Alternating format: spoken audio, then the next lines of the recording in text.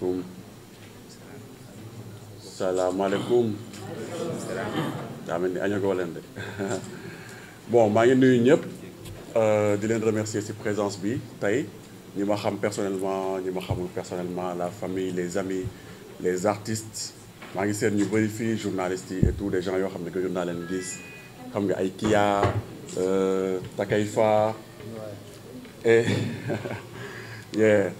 xam nga maa ngi gis ñu bëri waa Jégiraay ñu ngi fii enfin ku lim juum quoi ku lim juum donc kontaan naa trop ci présence bi di nuyu aussi organe de presse yi ñëw ci conférence bi nii donc voilà di leen wax ni merci encore une fois merci mille merci album bi génn na tey la génn je tenais à faire conférence de presse bi tey pour ne pas mu bëri protocole ñu def lépp benn yoon tey après def dédicace bi tontu journaliste yi def dédicace bi après mu offrir leen benn cocktail boo xamante ni après on va dinañu gën a mën a échanger quoi faire des photos et cetera donc loolu la en gros présentation bi quoi. ok bon premier album bi mu ngi tuddoon Amnésique am né pour la zik boobu moo nekkoon son premier album c'était en 2012 donc boobu bu ma ko génnewee enfin man particularité bi amul différence ak côté état d'esprit amul différence ak premier album bi. Parce que sama état d'esprit man je boxe toujours dans la spiritualité dans le mystère je suis toujours dans ça je suis toujours dans le détail du cinéma xam nga donc amul trop différence ci côté boobu techniquement am na différence bu ngand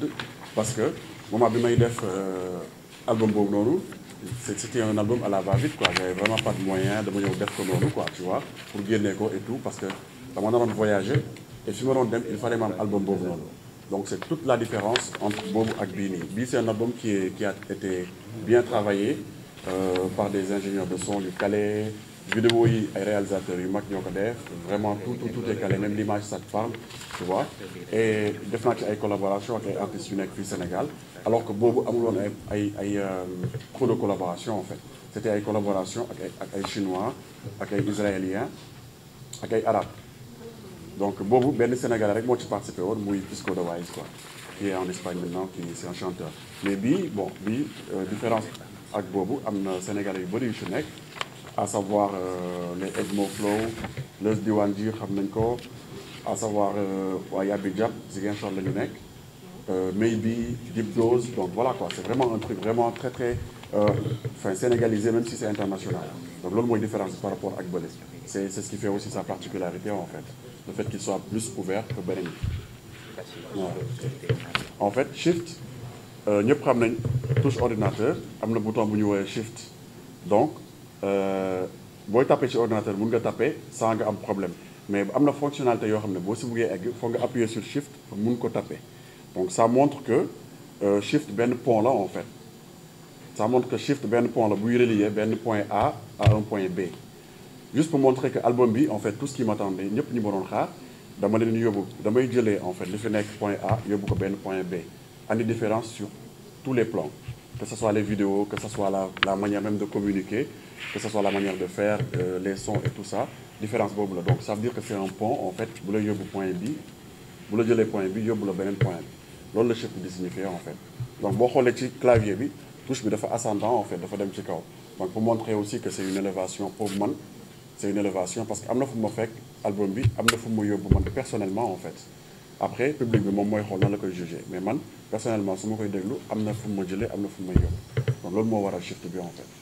après shift aussi côté technologie enfin on peut plus se passer de la technologie maintenant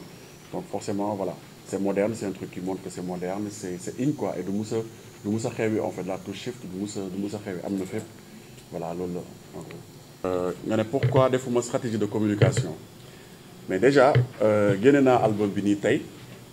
je pense que salle bi fees na xam nga je pense que bu ma wootee woon feneen tam dina fees ñàkk communiquer sax communication la pour man loo def rek communication la parce que aujourd'hui en fait yow li nga may laaj dama koy assembler ak classique bi quoi c'est-à-dire que ñëpp bu ñu génne album dinañ topp nit ñi oui damay génne album partagel waaw déglu xaar ma di sonal ñëpp quoi tu vois man sama album demoon na ba nekk benn demande parce que ñu bëri dañu doon gis samay clip naan gaayen bi clipam ji dañoo graaw et cetera mais pourquoi pas nga génne album wala pourquoi pas nga def concert donc demoon na ba nekk demande boo xamante ni ñu bëri il me demande dañ ma ko doon laaj quoi sur internet les gens ñu ma doon laaj pourquoi doo génne album mais dañ bëgg jënd sa album et cetera et cetera loolu moo tax ma génnee ko mais je pense que là toutes les personnes qui me suivent et toutes les personnes qui suivent aussi le domaine du showbiz de la musique xam nañ ni aujourd'hui am na artiste bu tudd Stéphane Kabou buy génne album loolu je pense que xam nañ ko après stratégie yi mën na nekk après je veux dire on peut communiquer après la sortie de l'album parce que da ngay gis parfois nga découvrir benn artiste boo xam ne mu ngi def ay affaire yu extra fekk génne woon na album il y a 2 ans nga dem découvrir ko nga ne ah tiens kii lii lay def donc xam nga dem déglu ko nga découvrir ko loolu yëpp mën na nekk stratégie aussi donc là je pense que album bi dinañ ko pousse aussi dinañ ko pousse maximum ba fu mu war a mën a egg et en général lu tax du ma def aussi communication boo xam ne c'est prémédité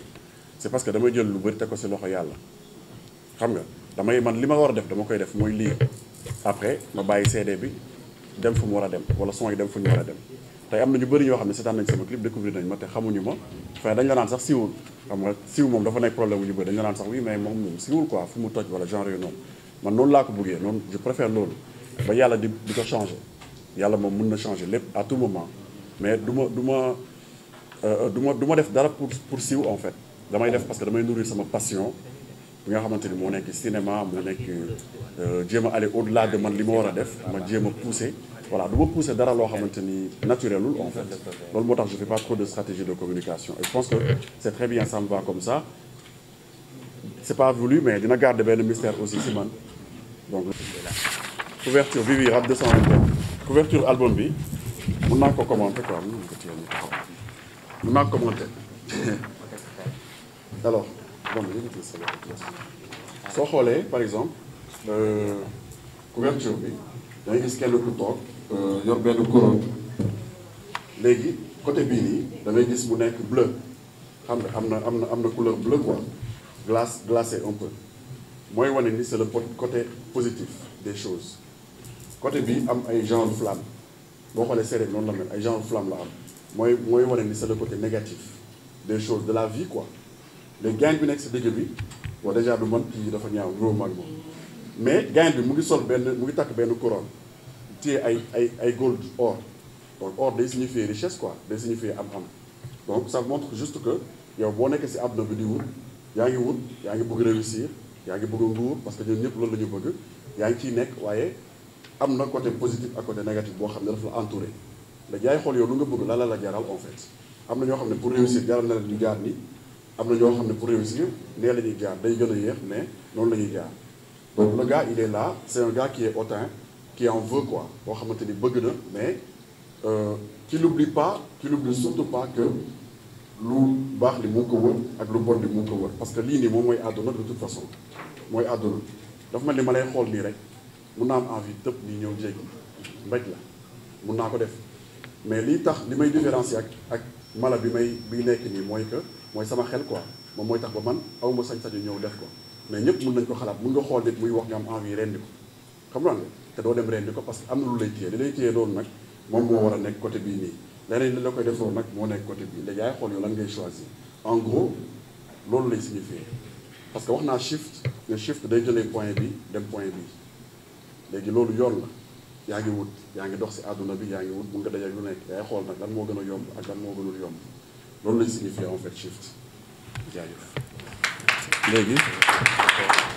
si deuxième question bi d'abord mooy possibilité bi maa ngi si quoi je travaille dans le domaine du cinéma def naa ay cours de théâtre def naa ay cours acting et tout damay def tamit ay voix off parce que loolu si domaine boobu la aussi quoi peut-être loolu bokk na ci lu ma gën a inspiré ba ma bëgg tout ce qui est cinéma xam nga maa xam ne bëgguma def clip boo xam ne bu yomb la quoi clip boo xam ne bon j'ai rien contre ce qu'ils font ça ah clip yi léegi dañu nice lépp nice na mais chaque fois damay bëgg su ma defee clip rek gars yi ne waaw lii c'est extra parce que je me dis mun nañ ko def on peut le faire mun nañ jël niveau bi ñu yëgal parce que dañ toll à l'ère où les images parlent mieux que quiconque wala qui que ce soit wala quoi que ce soit donc image dañ leen njëkkee gis tey clip yi ñuy def nii ay Londres yooyu day daw ay yeneen dëkk yu bëri réalisateur dañ koy valider réalisateur yu professionnel que ce soit au Sénégal que ce soit à l'extérieur dañ koy valider parce que bon du ma ne duñu gis faay parce que rien n'est parfait mais en tout cas dinañ ko valider parce que liggéey bi nice na Maintenant mystère bi bon je me trouve pas mystérieux quoi mais je sais pas peut-être comme lu papa waxoon sànq rek peut-être du ma communiquer lu bëri du ma wax lu bëri du ma génn lu bëri man lu may def rek moom mooy job donc en général bon les gens suñu la xamul nii bu baax dévisager guñ la bu baax dañuy jàpp ni bon peut-être t'es mystérieux après ceux qui peuvent leur faire dire ça aussi peut être les clips parce que su may tourner par exemple bu may bind chanson bi ci laay commencer di xalaat nan laa war a tourner en fait su may wax dee damay commencer di xalaat nan laay tourner su may wax dund lu ma mënti wax commencer naa xalaat scénario bi di ko bind et je m'inspire beaucoup des saints écrits aussi lu yàlla di wax dama koy wax lu bëri ci sama son yëpp wax naa si ay yàlla ay Sëñ Fallou ay Bagnès ay Jésus ay parce que loolu moom moo ñu téye quoi donc spiritualité bi je m'inspire toujours de ça su may woy mbëggeel sax dama koy teg si côté spirituel bi donc loolu peut-être loolu moom moo tax en fait voilà je sais pas si ça a été clair ou hein super je travaille avec un label bu nekk France mais vidéo yi man maa koy produire budget bi man maa koy fay waaw man maa koy dégager album bi yëpp man maa ko produire sama bopp parce que actuellement dama yor benn label boo xam ne dama ko bëgg a implanter Sénégal on va bientôt là ouvrir les locaux donc label boobu moo nekk Amnésique Studio boo xoolee mu ngi ci affiche mu ngi ci kii yëpp quoi Amnésique Studio moo nekk sama label dinañ ko teg et tout ça et c'est un label que c'est Paco Diaz qui va gérer ce label là donc label boobu day def production on fait tout cinéma reportage tout ça et voilà mais à part ça maa ngi liggéey ak beneen label bu nekk France en partenariat bu tudd Studio Le Labo et le réalisateur Loris Kender c'est lui qui fait les vidéos yi ngay gis sama vidéo yi moom mooy def image yi tout ça voilà sauf pochette album bi nga xam ne Sceptique moo ko def je pense que vous le connaissez c'est un rappeur Sceptique moom moo ko def donc loolu la mais budget bi enfin voilà quoi c'est voilà yàlla moom mooy joxe budget bi yàlla moom moo ñu jox budget bi rek ñu def ko si quoi après ñu avancer ok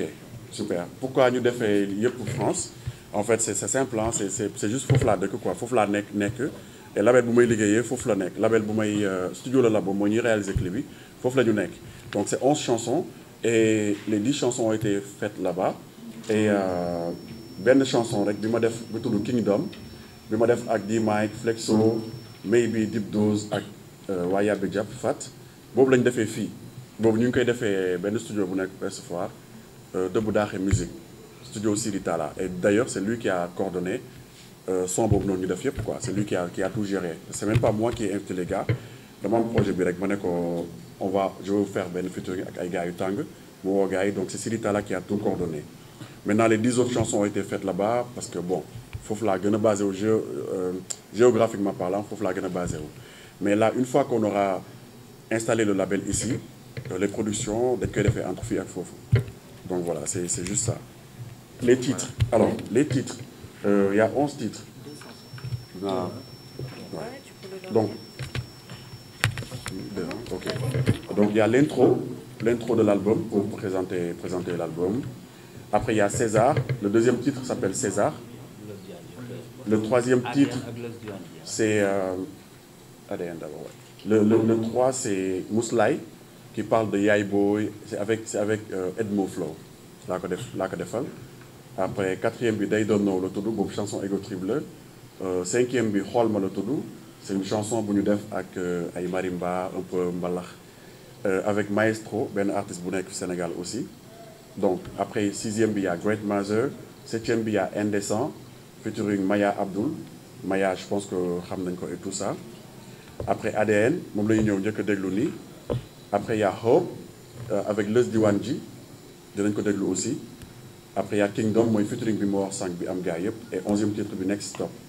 donc je tiens aussi à préciser que même si les chansons ont été enregistrées en France la plupart des chansons enfin la presque totalité